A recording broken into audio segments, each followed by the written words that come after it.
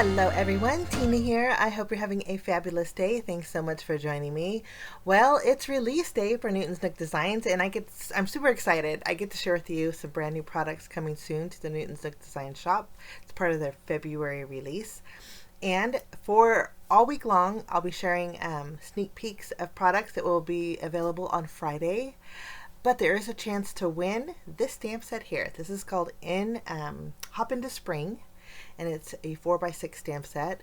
The chance to win this, details for this are over on my blog, so be sure and check it out, guys. It's super easy to try and win this. All you have to do is leave comments on each blog team member's blog. Plus, you get to see lots of inspiration with this stamp set. It is cute little bunnies in here, perfect for your Easter projects, and then there are coordinating dies. 2 sentiments that say you're somebody special and happy Easter. There's also 2 new stencils to the shop. This one here is called Raindrops, and I'm twisting and turning it because embedded inside the stencil is the name of the stencil, and I want to make sure I share with you the name of it correctly. But this is called Raindrops, and it has larger raindrops that trail down to a smaller raindrop, and it's great for scene building. Great for those April showers, bring May flowers cards. And then there's also this stencil. It's called Petite Flowers. Very dainty little stencil, and we're going to be using this in our project today. Again, if you want to check out my blog, be sure and leave a comment. Basically, that's all you have to do to enter to win. And then on Friday, the winners will be announced over at the Newton's Nook Design blog. So let's make a card. I thought it'd be fun to break out my Zig Clean Color Real Brush markers and do some watercoloring. So I'm stamping 2 of the images. I really like the little bunny that's peeking out of the water pail, and then I also like the one that's holding a little flower. So I put them in my Misty, and I'm going to ink them up with some Simon Says Stamp beige ink. Now this is great for no-line watercoloring, and that's what we're going to do today. Create a real soft effect with these images. With the zigs and with no lines, but when you're finished you can't tell that there's lines behind there, but it looks like you're quite an artist when Newton's Nook Design did all the work. I'm going to speed up the video for a little bit while I color. I'll play some music, and then when I'm done coloring, I will get you back.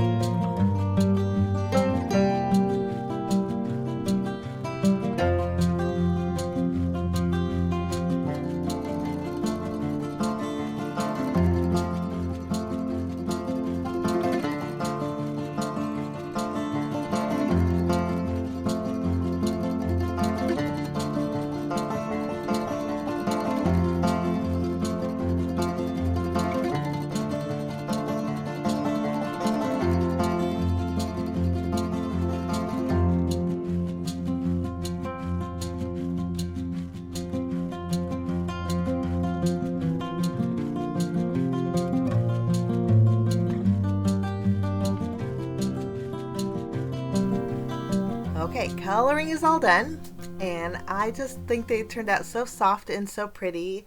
And of course I had to color in the daffodil and the tulips, my favorite flowers ever, tulips, and I colored them in with some yellows and then darkened them up so there's different shades with my little orange zig marker.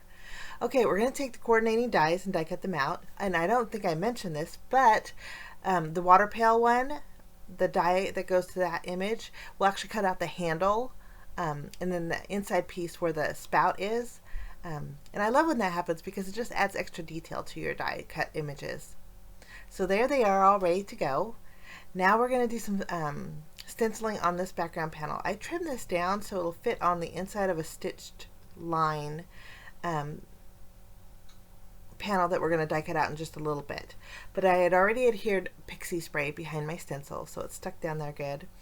And I brought in my glass mat for this project because I just love my glass mat, but I don't love the glare that happens with my camera. And so I don't use it very often, but we're going to be using texture paste today, and so I thought it would be great and easy to clean off my work surface with my glass mat out today. Texture paste is from Ranger, and you can tint this any color with your oxide inks, with any kind of ink, but I'm going to leave it white. I think the tone on tone with the white is going to add a very daintiness and softness that to me goes really well with the watercolor softness that we created with our images. I'm just spreading it over our stencil, filling in all those little flowers, and texture paste does dry pretty quick. And so I'll just remove my stencil. We'll pick it up, and then I like to take my hand and go around the edges of my paper because the texture paste does leave little edges, and when it dries it'll dry rough, and so I wanted a smooth edge. So just using my hand, I kind of went around the sides of my panel here. And I'm trying to pick up the light for you so you can see that the texture that it's giving, but in the close-up pictures you'll really be able to tell. Okay, this is the stencil or the die that I was talking about. This is part of the Frames and Flags die set. I'm taking the largest one, and it gives me a scalloped panel with stitch lines, and this is where I made sure that that panel that we just added texture paste to will fit on the inside here. It's drying, but it's not drying enough to put it on my panel just yet, so we'll work on the rest of our card. I'm going to start off by adding fun foam to my panel here. I just trimmed down a small piece that will fit on the inside here. The fun foam that I use is from Walmart. It's adhesive backed, it's inexpensive, and it works great for popping up panels. Now I wanted to add a little color, just a soft, subtle color, so I'm using some Distress Oxide ink. This is Tumbled Glass, and just using my blending brush, I'm going to go around the edges. You can hardly tell what with this color since it is so light, but when you put it on white, it does reflect the blue a lot. I'm trying to show you here. And you can barely see that blue, but it's very soft and I like that effect. Okay, we're going to flip it over. We'll go ahead and adhere this to our card base, which is a standard A2 size card base. It's top folding. I'm going to make sure, oh, I had it upside down. Make sure it's right side up. And then that's ready to go. Now I cut out two of these banners. They're stitch detail on here, and I wanted them a little bit longer for my card base, so I glued two together, and then the spot where one is overlapping the other we're going to cover with one of our images. I also die cut out a circle with vellum, and I thought this would be a great place to stamp our sentiment, so I'm doctoring up my circle with my anti-static powder tool. I'm going to stamp the sentiment that says "You're Somebody Special" with VersaFine Onyx Black ink, and then I'll just go over this ink with some clear embossing powder. And usually with my embossing powders I use a plastic spoon, but I just couldn't find it, so I'm using my little sequin spoon. I'm just going to go melt that embossing powder, and it turns that black ink to like a smoky gray ink, which goes really good with my water pail. So that's ready to go. Now I'm going to go ahead and adhere my background to my card base, and it's dry enough to touch, but it's not quite completely dry yet. I think you should give it a little bit of time to set, but In the meantime, I'm going to layer my banner to my vellum and then add my images. Again, the bunny that's holding the flower is going to be over the seam of my fishtail banner. And then behind my vellum, I decided to add a little bit of blue, just using that same tumbled glass. And I'm adding color to the reverse side of my circle. And I think that's going to look great. I added my images, tacked them all together. My bunnies are actually popped up with foam adhesive. And then I'm adhering them to the banner and then to the vellum. So it's all one piece. And then I can go ahead and add this to my card base. Now, my background panel had that texture paste on it, and I didn't trust my tape runner for adhesion, so I'm using my double-sided tape. This is pretty strong stuff. And so I thought we'd use this to adhere that to our texture paste background. We're going to add this, and I think that looks very soft and dainty, and I think it looks very pretty. For bells and whistles, I'm just going to bring in some clear gems, just adding a few here and there for a little added sparkle.